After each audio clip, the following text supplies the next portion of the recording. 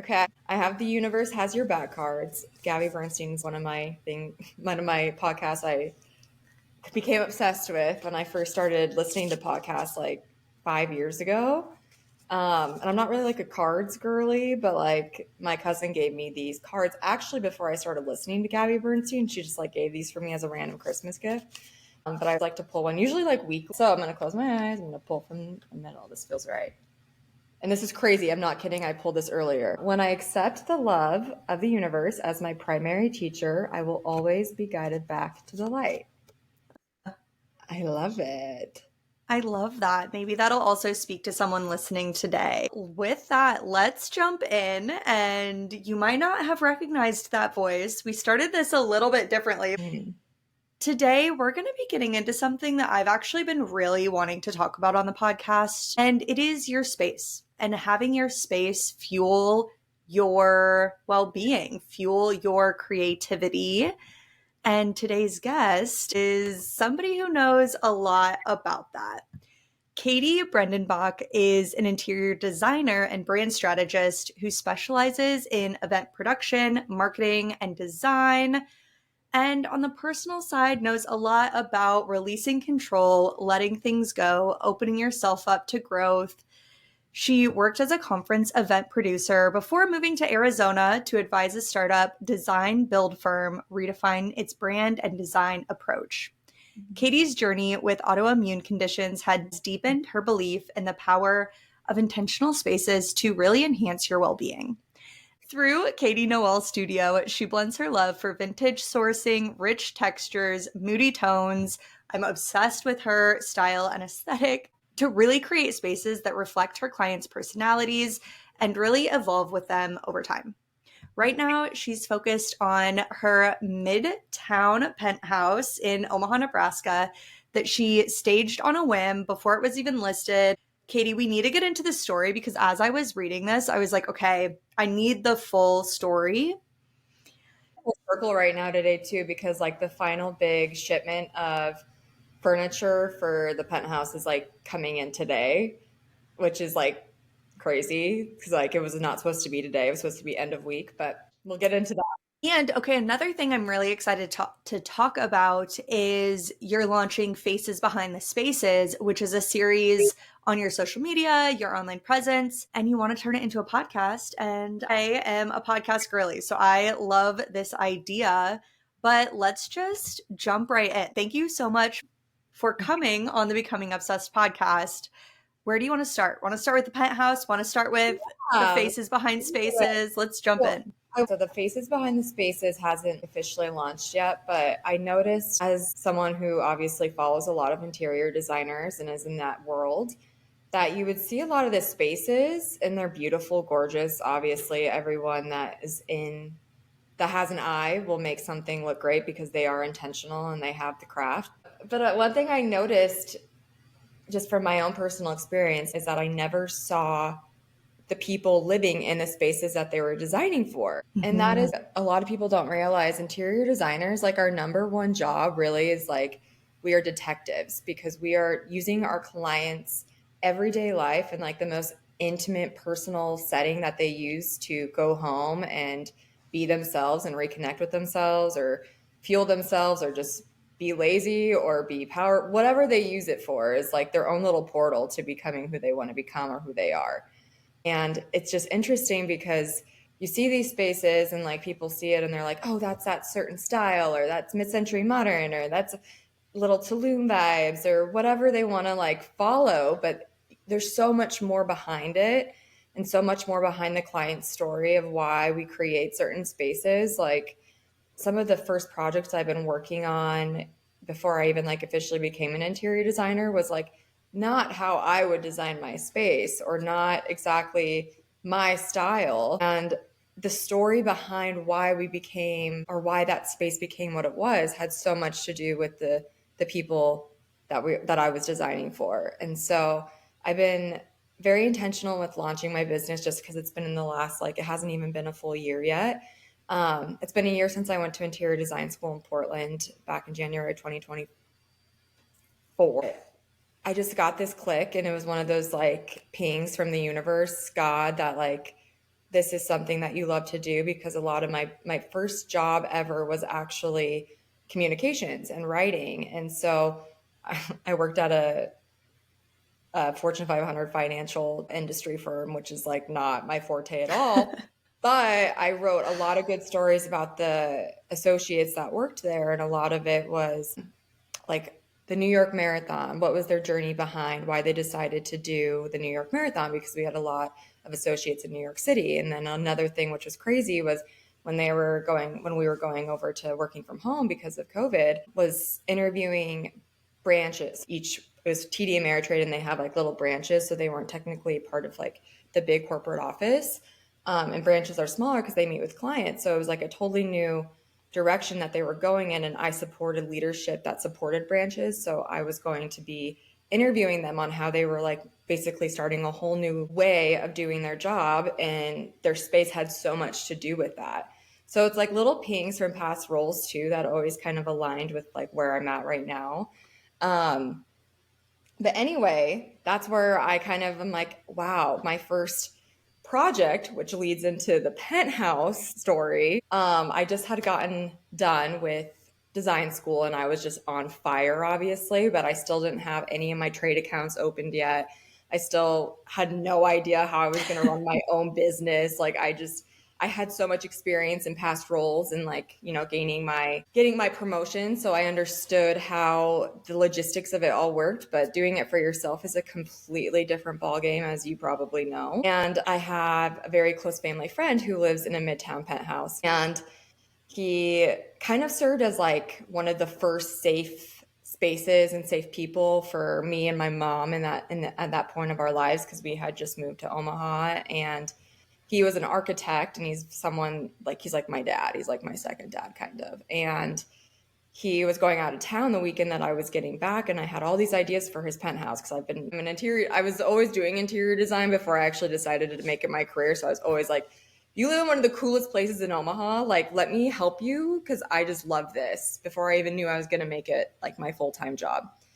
And so he happened to leave that weekend, and I was like, I just want to like move a few things around. Like, let me just kind of help you here. And he trusted me. So I like went in and like literally completely redesigned his office, his guest room, and then his bathrooms, as well as like his main great room. He already had some great furniture. He is an architect, and he had a good mid-century style type of, he knew his style, I should say. So I did that, and I was like, wow, this just confirmed that I'm making the right choice.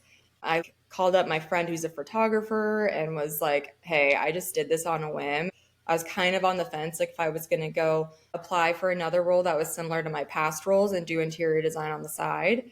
And I was like, no, I'm going all in, even if I don't know what I'm doing. I'm just surrendering, letting go. And so that turned out being like one of my favorite shoots that I've had so far. And when we were going over the photos and I was creating my website, because that's what I used to do too. I used to do branding and marketing and create websites. I was showing the owner of the penthouse the photos, and then I was like, gosh, I just like want to use I wish I could just use the other side. Because on the penthouse, there's his unit and then another unit. Mm-hmm. And I had been familiar with that other unit because it was actually Warren Buffett's secretary. And she was moving one time, and I didn't see her, but she had this like estate sale type. But she let people in that unit in the building come in and buy her stuff. So I saw that place, and it was totally different than his. It had the same structural background, and I just wish I could go in there because I knew no one was in there. And he was like, well, it's actually empty right now and it's been unlocked. I have been showing people the unit, but no one's really aware that it's even open. And I was like, so it's open and it's completely cleared out. So maybe I'll go and dabble and see what I can do. And this was a few months down the road. I'd already worked on like a few smaller scale projects, but I wanted this unit because I loved it. And it was something that I could start from scratch. But keep in mind too, it wasn't like I was having clients usually pay for white glove delivery. They pay for all the furnishing, so that's not coming out of my pocket. But I didn't have any of that. So this was everything that was going into this unit was going to be done by me and only by me. And so I ended up doing it. And I took a week to just like not even a floor plan. Usually you make a floor plan before and you make a mood board and you do all of that. And I already know part of my It's design already in your head. process, it's already in my head and I'm just going to flow with what I got. And a lot of it was a lot of vintage source items, furniture that I had used in other projects, but I wanted to make it look completely brand new.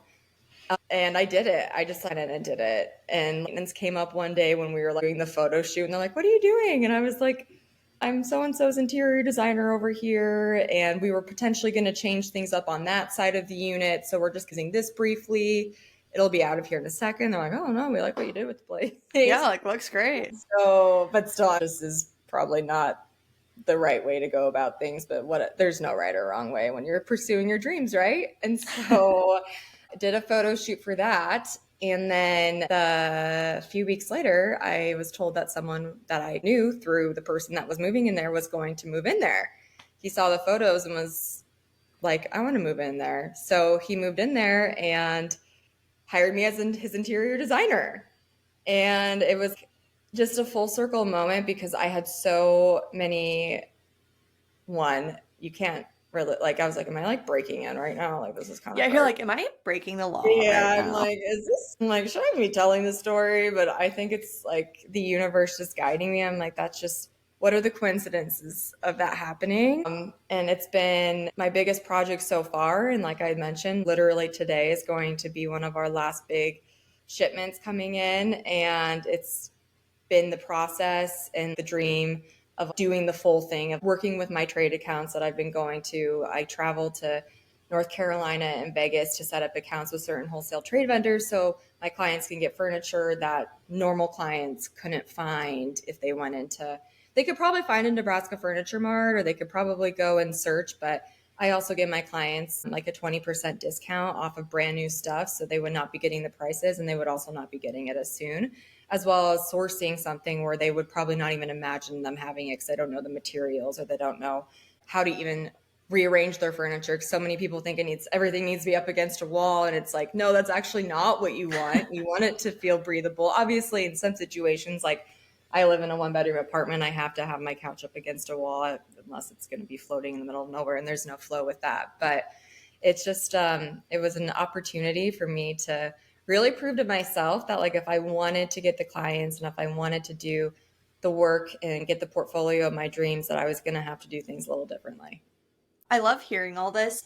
We've been able to see each other a handful of times, but I really don't feel like I've gotten your story. And I want to go back to what you started with, which is you can tell a designer, I want mid century modern or I want a Tulum vibe. And that's what you see online. But I love the idea of really understanding how that's shaped for a specific person and lifestyle. I have some friends and I go to their house and I'm like, this is a museum.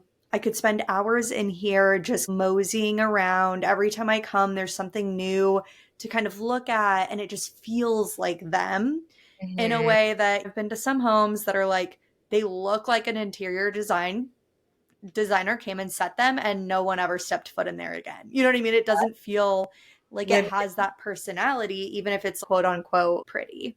yeah. And I love this idea of being a detective and going into a client's lifestyle and personality and pulling out what's going to fit for them to Mm-hmm. make their life more of what they want it to be when they're at home.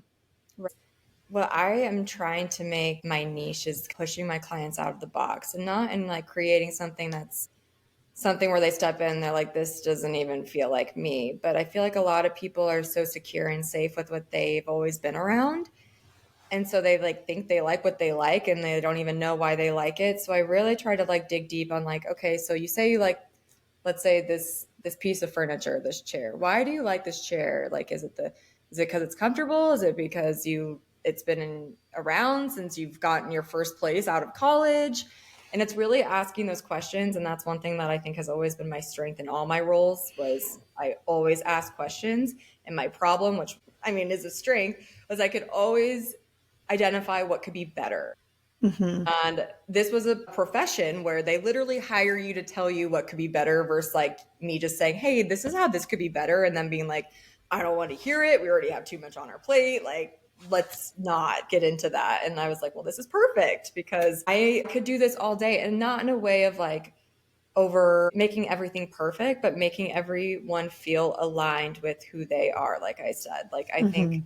specifically with interior design, how I knew that it was something that I wanted to pursue was because I looked back at my 20s. I'm 30 now, and that's kind of a big milestone. And each place that I moved into was like a new journey or a new, maybe not even an up level sometimes. Like sometimes I ended up in a basement and I didn't want to be in that dark basement, but I had to make it feel like me. And I would like use that basement as my like little cocoon before I fluttered into my next big era. But if I didn't make it feel not like a dungeon, and like really, like there was a certain basement that I moved into with my good friend at the time who, she was just recently divorced and she had a 5-year old, and the basement was just not finished because she had bought the house with her then husband. I was not for sure if I wanted to sign a lease in Omaha because I was kind of transitioning jobs then at that point too. But we both just kind of knew that it was divine timing for me to move in there. And we completely transformed that basement. It ended up becoming so cute. It was one of the cutest places I ever stayed in because I had like a whole basement to myself. But we had to completely rip out the like gross blue carpet. And when it's funny because we thought we were going to have to do flooring, paint, all of it, but we just ripped out that carpet and the paint looked normal. Like everything looked great. Like you would be surprised by like one change can change so much. And so I think specifically going back to your point of a lot of people try to like say they like a certain style, and half the time they like say that style, but they don't even know what that includes. Like what era what that even became, or what materials even follow under that certain style. And Mhm. so I try to be very, I don't want to like say like design for dummies, but I try to articulate that in a way where they don't even know what style they're talking about. And I try to like, I honestly learned that in my past roles too, because like I said, my first job was working in finance. I didn't know anything about finance, like about trading, about retail, institutional, blah, blah, blah, like the industries I was supporting. But it was my job to create communications for the associates to speak to clients in a way where like these clients have no idea what they're talking about. So I was able to like understand the importance of communicating in a way for everyone to understand versus just the people that are specialized in that industry. You have moved around a lot, like I have. And so I'm envisioning, as you're talking about the basement and these different places, I'm just picturing all the places that I've also moved to and lived in. And so often I feel like because something is so temporary, I don't really put as much effort in. But even being in a place for a year is a long time to be in a space. I'm really curious, as you have moved, you went to school in Portland. I know you lived in Arizona, you're back in Omaha, you've been in all these spaces. How do you start to be like, okay, let's just figure out what this space can do and is going to do for my life in this time period, and start to incorporate different aspects? And like you said, sometimes you got to pull out the carpet. Sometimes maybe it's not as big or it's a bigger project. But how do you personally like start to envision that space and see an unfinished basement and make it into a cozy cocoon? Yeah. Well, I think, I mean, even in this place that I'm moving in, so here I am like afraid of commitment apparently because this is a short-term lease as well. But I moved into this place because my friend was moving to Thailand, so I took over her lease, and so it's a short-term lease. And right away, so she had left some stuff because she moved to Thailand. She left like some of the furniture, and I completely transformed the space by literally just like rearranging furniture. Like I would say that's like step one. And that was kind of like always my hint in how I wanted to be an interior designer, because anytime that I was stressed out or I just like felt like I needed to like completely get rid of all my things and buy a whole new like buy a whole new piece of art, a whole piece of new furniture. I couldn't afford that at the time, which is funny. That's how I really got into like vintage sourcing too, because I was like, I'm changing my style so much. That's just like who I am. I started actually like my very first like job in high school was working in fashion and doing fashion merchandising. And I knew that if I wanted to continue a lifestyle where I was evolving, my space was evolving with who I was at that time, I needed to be creative. So I think the first thing I really like to do when I move into a space is declutter what no longer serves me. And that's hard for me because Mm-hmm. like you mentioned in my bio, like I struggle. I have I have an autoimmune condition. I have type 1 diabetes, which I know that's like not relative what I'm saying, but I also have ADHD. Mm. And so when I feel overstimulated by so much, I'm like freeze mode. And that also, like, my mental state also affects my hormonal state, which, like, type 1 diabetes is like a hormonal autoimmune condition. And I noticed when I was moving into these spaces and I felt like so overwhelmed and everything felt so cluttered, I like wasn't optimizing to the best of my ability. So step one would be decluttering, I think, for becoming, if you want to have a place that you become obsessed with, is to get rid of the things that no longer really serve you, which is, you know, I even I was in Arizona this last week and I had a lot of my stuff still there. And a lot of my art, a lot of furniture there, but I didn't need it because I had furniture here. And I really like had to have like a little like moment with myself of like, this served its purpose. And I used a lot of that stuff to actually help my friend design her new home there. And Mm. so it's a lot of understanding that like there's years of consuming and then there's years of purging. And then you get to that space, and I feel like at that point, if you have a good sense of trust with yourself, you know what actually is something you want and what is something you're just holding on to because you feel like you should. Yeah. On Becoming Obsessed, talk a lot about shedding your shoulds. And so sometimes Yeah. you're going to shed those shoulds that are couches and furniture and whatever decor.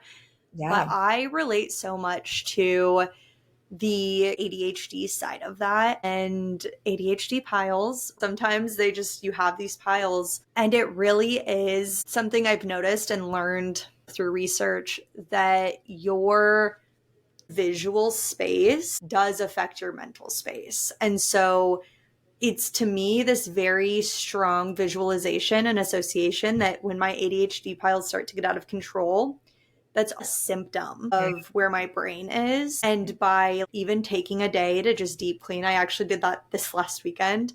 I've been slowly moving into my partner's space. And so I needed more drawer space. So we got that organized, got the ADHD piles. And then it was like, okay, and now we're going to deep clean the whole bedroom and get all the dust bunnies off the fan and out from under the couch. And it was such this moment of seeing the pile get bigger than it usually is was such a signal that my internal being wasn't where I wanted it to be. And Mhm. one way that I fixed that or helped my mental was by clearing out the space. And so, Yeah. what you're saying, and that's why I love that you're on this podcast and that we get to talk about this, because I really do think there's a strong connection with your physical space and your internal well being. Mhm. I'm curious, when you're working with clients, and even in your own experience, like how you're helping to use the space to curate it in a way that it's going to like aid their well-being and lean into their lifestyle. Yeah. I mean, it's funny you say that, like you see the piles, and same 100%. If I really want to have like an honest look with my internal well-being, I look inside of my closet because Yep. that's where we're at right You're now. like, And that's what my brain looks like yeah, inside my head right now. secret part of my brain where that's like decluttered. Obviously, like we all have our space that we want to make look great for everyone that comes around it. But the secret parts of our space, like our little closet areas, when you know how I know how I'm feeling. Mm-hmm.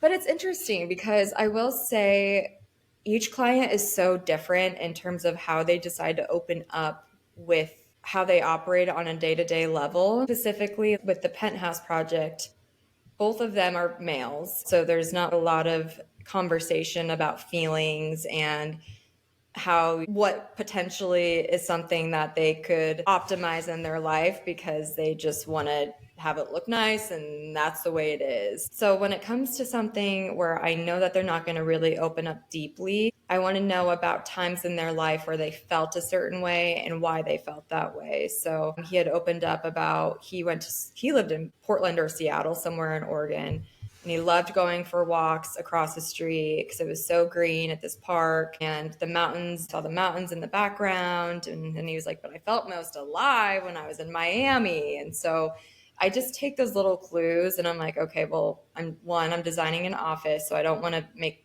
the office feel like he's partying in Miami. So we'll probably gravitate towards more of the materials and colors of living in Oregon and Portland. But he also has this like his bedroom, and that's somewhere where you can also relax, but also somewhere where it's like it's a very large bedroom. So it's like his bedroom area, and then he has like a little relaxation area and a little mini office over there. So that's where we can incorporate more fun colors because that's like really who you are and that's for you.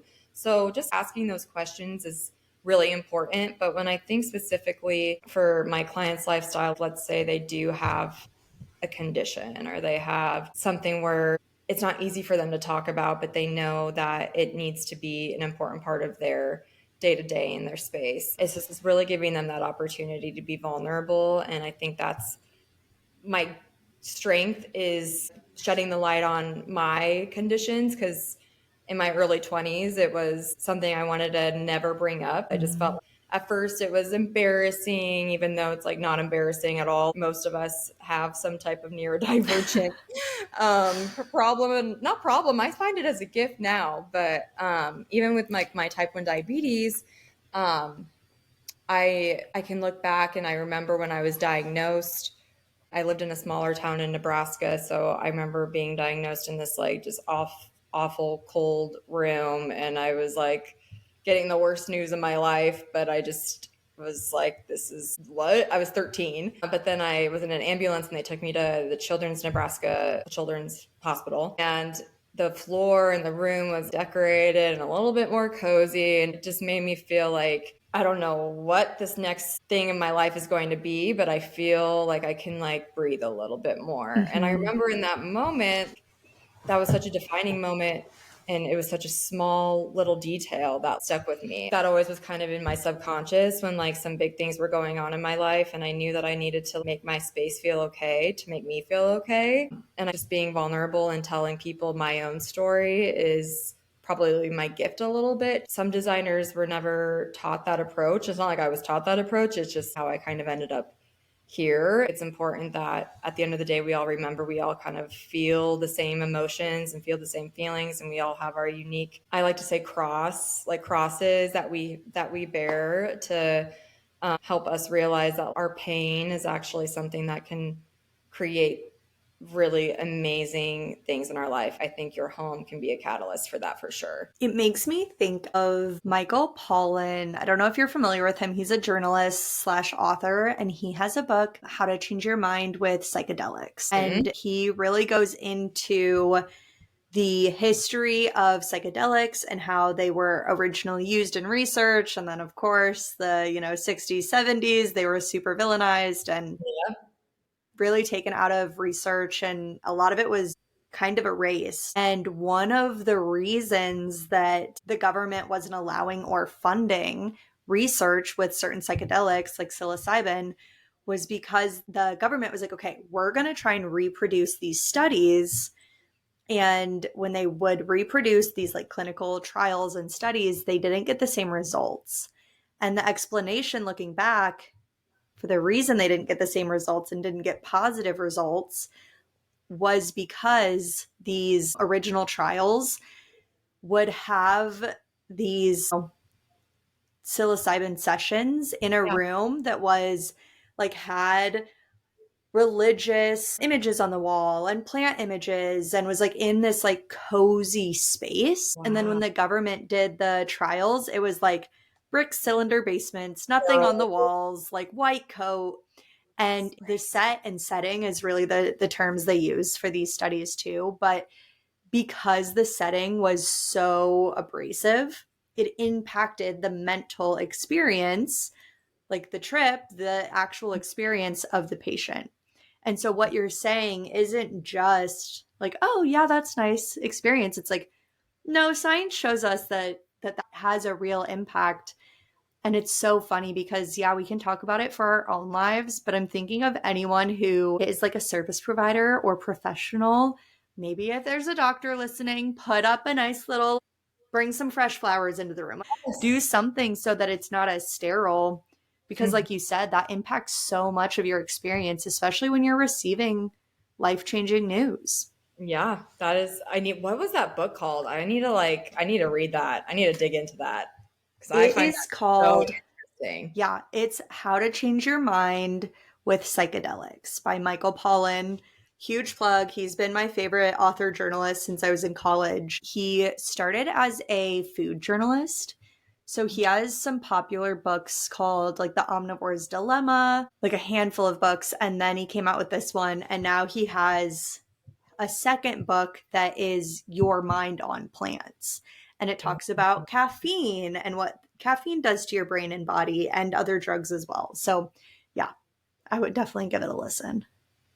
That's something I see in my future. I haven't done a project like that yet, but I know in Omaha, ketamine clinics are becoming the next thing to help with really severe any mental Yeah, like PTSD and depression, anxiety, all of those things. And I just think having an optimized space would just completely enhance that experience for clients, especially regarding literally what you're talking about right now. So, I've never done that, but I would be life changing for a lot of people, and maybe eventually down the road I'll try it too. I'm like, hey, your brain creates your reality, so let's make it the best place ever to be. yeah. Uh, two things there. And I love, we're about to go down a tangential rabbit hole, but I was in Phoenix a couple weeks ago and there was literally a sign, just a normal, you know, how you're driving and it's like dentist. There is one that was like ketamine clinic. And I was like, Yeah. okay, interesting. Just straight up sign, walk in, book yourself an appointment. But there is a podcast that I love called Radio Lab. It's by NPR. And Mm-hmm. they had an episode, and now I won't be able to remember what it's called. Oh, nope, it's not coming to me. But the episode talked about it had this research doctor on, and it was talking about how they um, are using things like MDMA and psilocybin to open up critical periods, which in terms of our brain, a critical period is when you learn how to use motor skills, when you learn social skills, these points in our life where your brain is open to learning, and then it basically shuts down and it's harder to learn. So, Yeah. a great example of this is motor skills and being able to use your hands and move. And when you have a stroke, it's so hard to get that motion and that the ability to move back because this critical period is closed. And so they're now using this research that shows like psilocybin can help open up these critical periods and hoping to use that research to be able to help stroke patients. They're not there yet to prove that it helps after a Mm-hmm. stroke, but that's the direction they're going, which is really interesting to watch. I love that. And I think that the more I understand people's concerns with, obviously some people hear psychedelics and they're like, I'm not wanting to get out of my mind, like get out of this world to like feel better. But I think it's really just tapping into our heart space. Speaking of our card, as when I accept the love of the universe as my primary teacher, I'll always be guided back to the light. We obviously have our ego be such a huge part of what protects us. I think that was like a huge thing in my 20s. I realized was these like harsh inner voices or inner critics about who I Mm. am or what I was doing or the certain role I thought I needed to play in order to be accepted, in order to be loved, was really just like blocking all of that. And the minute that you kind of understand, like, oh, this isn't me, like I'm not like, it is me. They're parts of me. And I learned that a lot in therapy. I've been in therapy for, I mean, probably 6 or 7 years now. And I learned about internal family systems. And it's funny, I go to my therapist's office and I'm like, ooh, did you get a new, like, did you get a new piece of furniture? Or did you get a new piece of art? Do you guys need help with that? But I think that if people understood, like, I think I've never done ketamine but from what I understand, it's really being able to feel those feelings without having your brain kind of take control of how to narrate that, that certain situation of like, let's say you had a stroke or something really traumatic happened to you in your childhood that, obviously made it harder for you to start learning.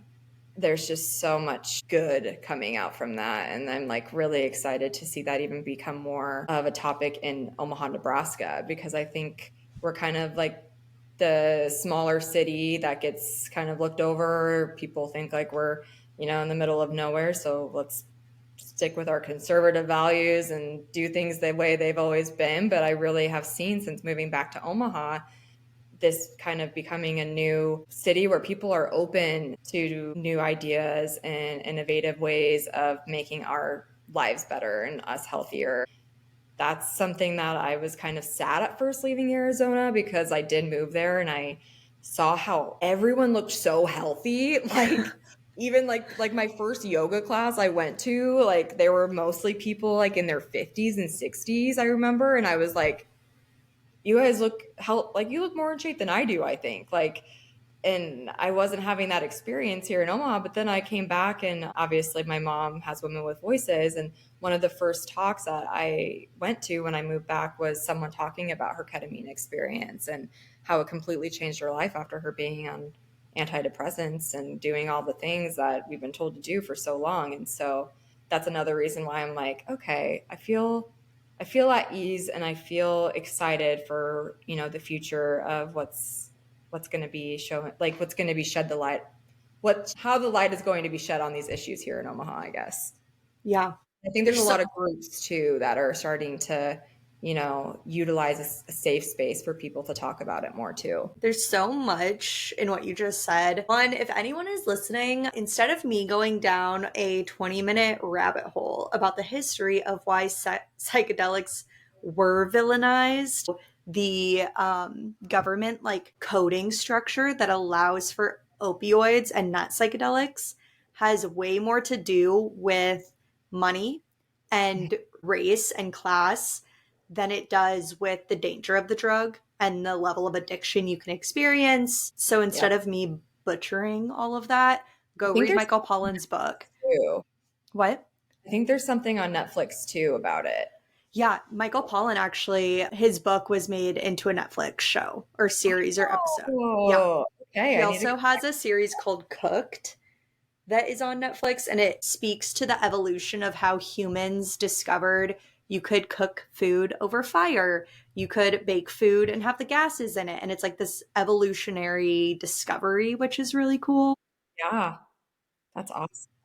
But when it comes to Omaha, something that I talk about so much is there is this perspective that, like, oh, yeah, something is great, so we probably don't have it in Omaha. Or like, I've never heard of that, so we probably don't have it in Omaha, without ever looking for it. And almost anything that you wish is here is here. You just have to actually look for it. And people aren't great about, making it easy to find here. I will say that. Mm-hmm. But I'm curious, since you've really moved back to Omaha, you're talking about, your kind of new perspective on it. I'm obsessed with Omaha. I love it. So I would love to hear what your kind of perspective or, reintegration into Omaha, how that's gone. Yeah, that's such a good question, because I think, like I said last week, I was just in Arizona, and so obviously there's some bittersweet feelings that arises with it. I'm glad I'm actually going to be in Omaha like for good right now, because it's about 120 degrees there for 3 months. But I think specifically with Omaha, you said a lot of people don't look for it, and I think that's so true. And it's crazy because even if you go to cities like Phoenix or even like beautiful surrounding areas of like Sedona, for example, Mm-hmm. you'll hear people say why they don't like it. Like I was just in Arizona, and I was staying, since I don't live at the place I used to live. It was in Gilbert. I was staying at a place in Mesa, and I wasn't as familiar. So they're like the little smaller towns around Phoenix, Scottsdale area. And I asked a girl that I was checking out at the store with, like a good hiking area. And she was like, I don't go for walks. I don't go hiking. I don't go outside. I'm like, what? Like you're literally in the best place for it. And it's like the perfect, like, and I was just like dumbfounded a little bit, and like not judging, but just like, how do we take something like, I feel like the one thing obviously Omaha isn't the top city of is nature Mm-hmm. and mountains and really unique trails. I mean, I know there's trails and whatnot, but obviously it's weather permitting and whatnot. So I think that was just like something that was crazy to me. And then I come back here, and one thing I really love about Omaha and like my new area is the Jean Leahy Mall Park Center. I was like, there's so many people out here, and there's like parks like that all around Arizona. And like, I would go there, and there would be like hardly anyone out there. And it's just crazy. I think the main reason I moved to Arizona for the brief time that I was able to was because of consistent weather before it got to be crazy 100-degree temps. And then that was like really the only big thing that stood out. And obviously it's bigger. It's a new opportunity. Interior design is big everywhere, but like Scottsdale market is a whole nother level, which that was a great part of my journey because I feel like I can use a lot of what I experienced there and learn there and bring it to Omaha, which might not be, you know, that might not, I haven't seen that here. And so I'm excited to kind of implement what I learned there in my own work. But specifically in Omaha too, like there's so much growth and you also find community to do it with. And I think a Mm-hmm. lot of people assume if you're living in a big city that you automatically will find that community. A lot of, from my own personal experience, obviously, I didn't live there for years and years to build something huge, but no one really had like a community. And I think specifically when I look back in my like points in my life when I was, going through big transitions or I wasn't as happy was because I wasn't kind of making the effort to be a part of a certain community. And it's really important to be around people who have your same values and your same morals. And from my experience, when I had been in bigger cities, it was very much about the scene and very much about what you were doing and who you were doing it with, even if those people around you didn't make you feel like your best self. And I know that's everywhere, but I think here it was a lot easier to be around genuine, open-minded, like-hearted individuals. And it just feels safe, but it also feels like I can grow and I can expand, especially like, so before I moved to Arizona, I lived alone in Millwork Commons. I had an apartment Mm. there and that was just starting to be developed. And I was like kind of bummed. Like there was like some, like, dang it, like, of course I move here. Now all these things are being built around this apartment because my apartment was one of the first apartments to be built but down there. But I think what they're doing over there is just like so incredible, and like the vibe and the aesthetic and the design of the entire place is so intentional, and you feel like you're not in a small town in Nebraska. Let's just say that. And I Mm-hmm. think now I live in Little Bohemia, and I love this area, and it's developing really fast, and I'm so excited to see how that grows. But there's so many areas where you can explore and have a certain vibe, and not a lot of people I think realize that. Omaha specifically, even from when I first moved here, when I graduated college, it was 2017. Like, it was always like, okay, well, if we want to have this vibe, we'll go to Benson. If we want to have this vibe, we'll go to Blackstone. If we want to have this vibe, we'll go to Exarban. And I was like, huh, that's like a really cool concept that we can even talk about that. I know, like, obviously, Omaha doesn't have like a really big city life, more or less, like big club scene, which is like, I'm 30 now. I don't really need that. But I think for the most part, like when it comes to how you want to like build and create a life for yourself, is you going out there and like showing up. And a lot of people assume they move to a bigger city and like all of that's going to fall into place, and maybe it will for them too. And there's nothing wrong with leaving and coming back. I actually think there's some really great, I found great purpose in that in my story, and I don't know if I'll be here forever, but I know it'll always be like a piece of home for sure. I could talk about Omaha all day long. And I do Are you from here? love Did you grow up here your whole life?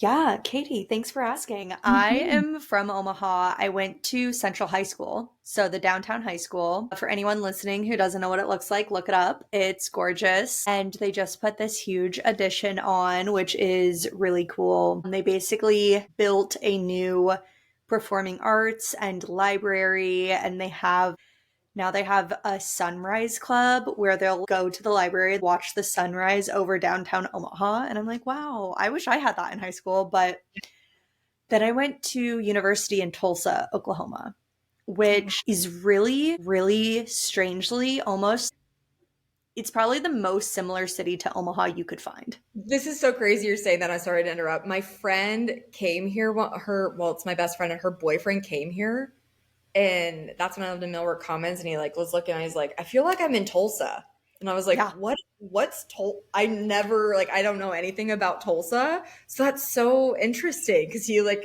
I'm gonna tell him this later that you said this because that's crazy. No, I was it's like, seriously, you never would have thought that before I went, but both Tulsa and Omaha, they're about the same size. Omaha now is with the metro, we broke 1 million people. So we are officially a million person city. Tulsa's a little bit smaller, but both are the blue dot in their states. So a lot more liberally minded. Both are really big on art. A huge art scene, a lot of support for the arts. I know in Omaha, we maybe don't always think that, but compared to a lot of places, we really do have good support. And mhm. Tulsa is similar. And what's interesting is the difference to me almost is that Tulsa is a little bit more progressive, and their government has almost been more supportive of small business and entrepreneurship for a little bit longer than Omaha, Interesting. which has been really interesting. Both have thriving entrepreneurship communities, business incubators, both have universities Mhm. within them that are a big part of the city, but not the city exists just for them, like Lincoln, Nebraska or Yeah. Stillwater. And then just the layout as well is Mhm. so similar. You have these kind of art districts, you have like Exarban, Benson, Little Bohemia, downtown, and Tulsa's the same. You have like Cherry Street, these different neighborhoods that all feel very distinct from each other, but they're really accessible.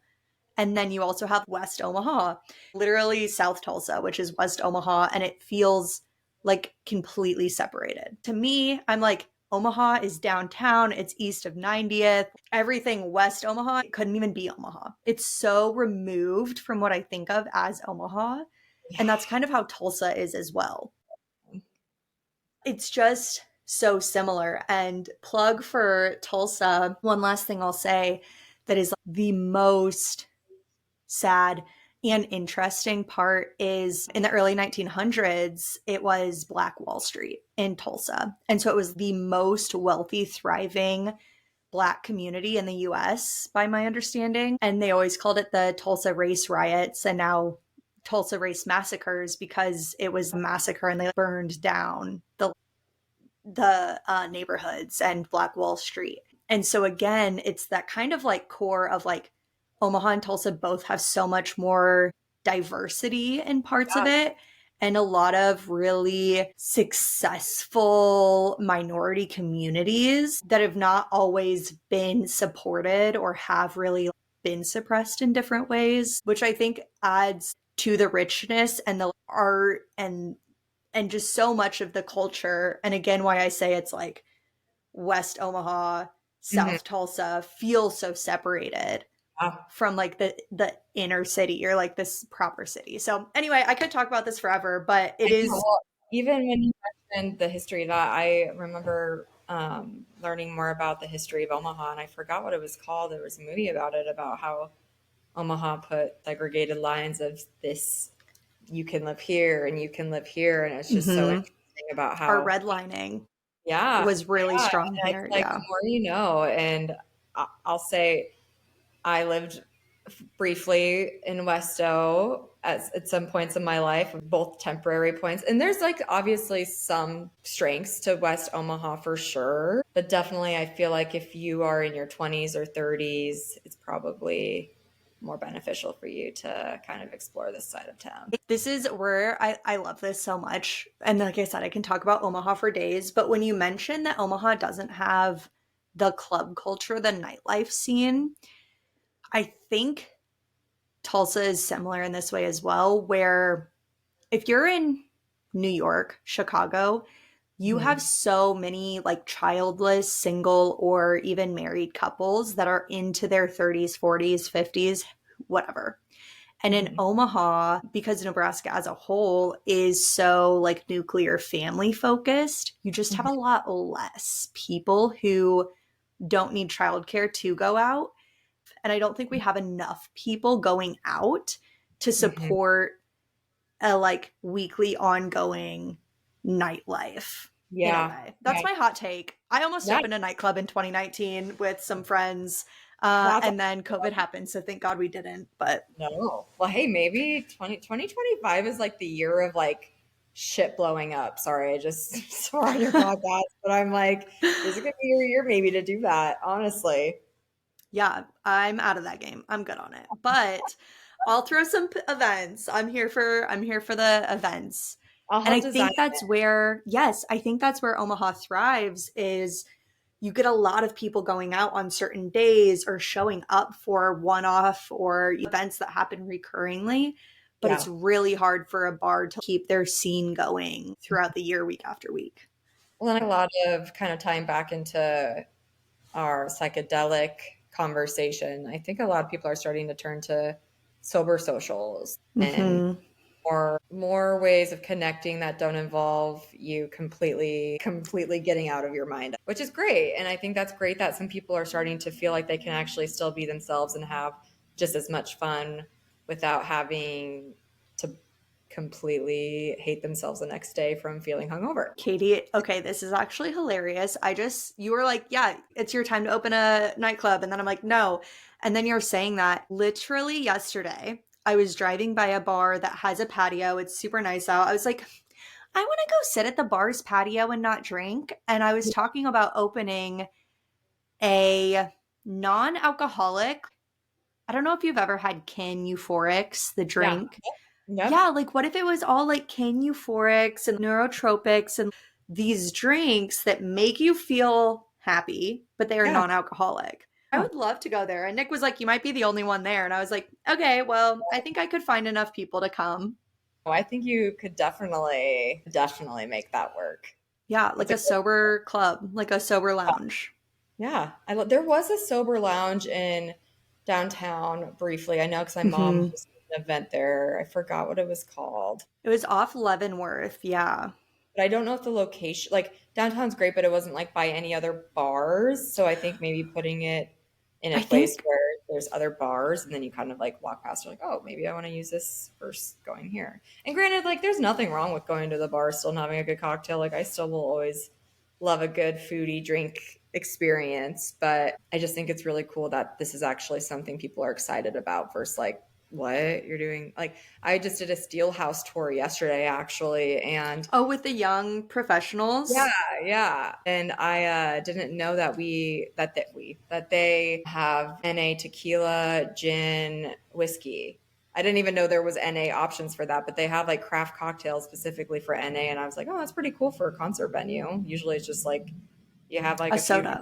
yeah, your well drinks and then some beer and wine. But Well, and that's my biggest thought on it is when I don't drink, when I'm out at a bar and I'm not drinking alcohol, it's all still like so often it's like so sugary or it's all these things that are like I'd rather put tequila in my body than whatever that thing is. mhm, And so mhm. it's this middle ground of like how can we incorporate things that like make you feel good but aren't just sugar, dairy, Yeah, mocktails. trust me, I'm type 1 diabetic. I know exactly what you mean. I like have not experienced the array of yummy drinks out. I mean, I could have them, but sometimes I'm just like, is it worth it? Yeah. Well, Yeah. let's get into our last round of questions. And Hi, since we're yeah. talking about fun drinks, what drinks are you obsessed with lately? Alcohol, non alcohol, cocktail, whatever. But what is your go to, especially as the weather is turning Yeah. nice? Currently in my fridge that I've literally gone through a pack since I got it from Costco. I have like four left is I think they're called Olipop Oh, or yes. the probiotic sodas. I love carbonation. I will say I'm not like a big pop person, but I do love a good diet Dr. Pepper. And then I realized I was having like one a day and I was like, I don't want to be that person. So I switched over to this and I love it. I love flavored. I try to drink a lot of water. I know we are told that that's important, but when it's flavored, I do drink it more. I'm like, I think that's another ADHD thing where we're stimulated by senses. And Sometimes I need it. Sometimes I I need, like, I have know. My water bottle here, I try to drink like 60 to 90 ounces a day, but I love a can. I love something at the end of the day. It's like you want to grab wine, but I don't need the alcohol. I just want a fun little I was drink. doing that too. I was noticing, and I love red wine. Like that's my weakness probably a little bit, but I was like, it's easy to drink one glass and then you have three. And then that wasn't my intention with grabbing Yeah. this glass of wine. There's people I follow on TikTok that do like nighttime cocktails type thing. And they do like beet juice with a little, and I'm like, ooh, I want to get into that. Now that I have like my place finally settled in, I want to start experiencing. I haven't done that yet, but I want to start experiencing more with a nice nighttime cocktail to get you all warm and sleepy before bed and have it taste great too when I'm doing my nightly journal. Yes, I love it. Let's talk about food. In Omaha and in Phoenix or Arizona, what places are you obsessed with? I love food so much. Specifically, I think downtown Omaha has so many good options. I just ate at M's Pub Sunday and had seared tuna salad, and it was seared steaks, tuna with salad, and I was like, this is like the best tuna I've ever had like this. This is wild. But I love Clio downtown now. That is That just is top of one, my list. my tummy, but also fills my interior design heart because it's just you would love it. No, that is Cleo is top of my list. Anytime somebody's like, let's go somewhere, I'm like, Cleo? Oh, Oh, I yeah, love it. Give me potatoes and a cocktail, and I am happy for the rest of my yes. life. Yeah, and the serving, I mean, we did all little happy hours, so I Hmm. haven't had like a full spread there yet, but just exactly to my point of why design is so important is when the design and the aesthetic and the mood and the food all collab together, you are just in for a treat. And that was one of my first places I came and went to when I moved back to Omaha. And I was, my heart is happy. Like there's options like this here, but also like going back, I've heard like a lot of my friends, there was a phase where they all moved to Denver, like they all got up and moved to Denver. And it was satisfying for me to hear that they like missed the food in Omaha. And it's hard because sometimes I even am like, if someone wants to go to dinner, I'm like, oh, where do we want to go? You think of that, but then you're like, okay, wait. Now being back down here too, I think completely changes it as well because it's like all my favorite restaurants are down in this area. In Phoenix, okay, I will say they're especially in Scottsdale, their restaurants are incredible. And a lot of the reason of that too is because of the lifestyle and the design and the experience that they upheld. What was the last place I had that was so good? I also I lived in Gilbert, so there's a downtown Gilbert, so it's kind of like a smaller little area where you could go out and you don't feel like you like have to dress to the nines or like you're out on the town for the whole night. But it's unfortunately it's kind of like a chain, but I still love it as Postino's, and they have the best Yes. food. And it's And like all of the charcuterie boards. I love the concept of like the different type of like breads you can get, and then it's just wine or beer that you choose from, and it's simple but just so good, and just I've never been let down by that. So, and it's just like definitely my type of vibe. It's like things that I try to go places that I normally don't buy or cook for myself.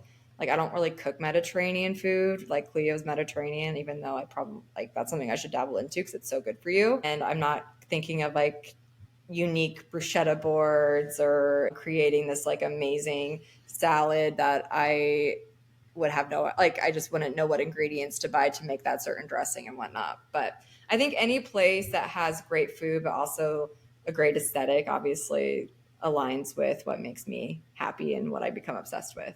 I also love Gather downtown, loved the food there. I love, oh my gosh, what's it called? It's a little wine, La Bouvette. Yes.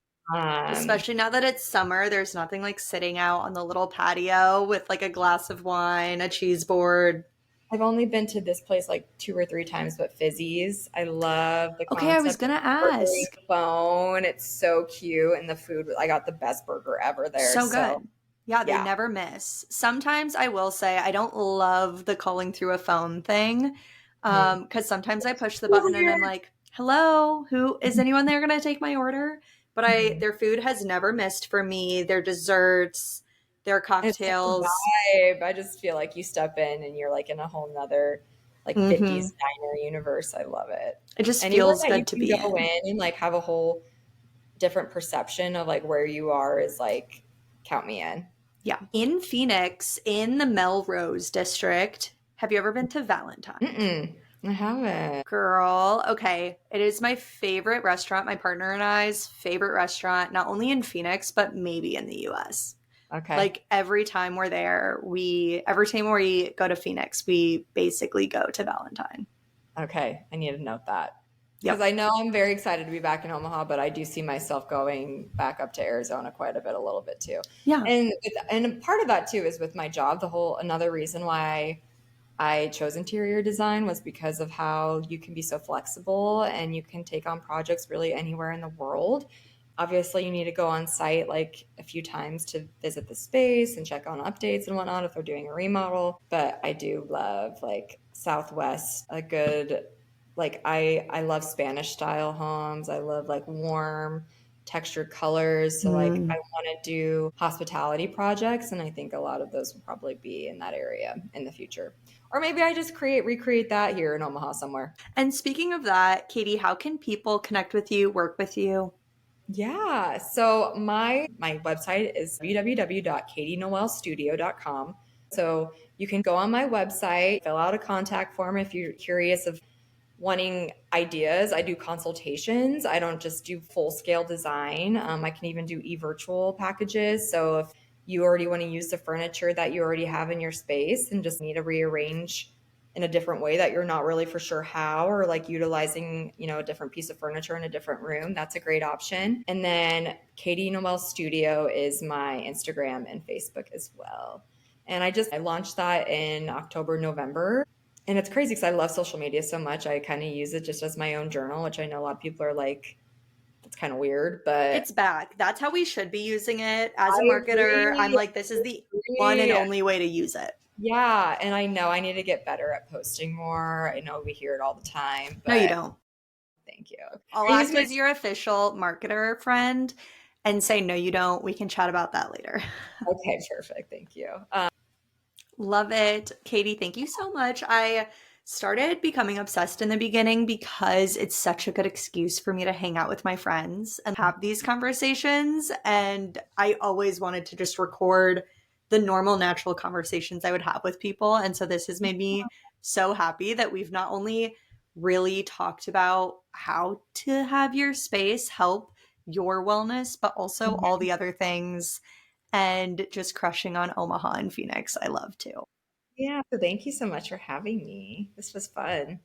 If you're still with us, if you're listening, connect with us. Let us know. Send me a voice note on Instagram at Becoming Obsessed Pod and let me know the favorites in your city. Let me know if you're visiting Omaha or Phoenix, and we'll send you our favorites. And if this could help somebody in your network, post it on your story, send them a text.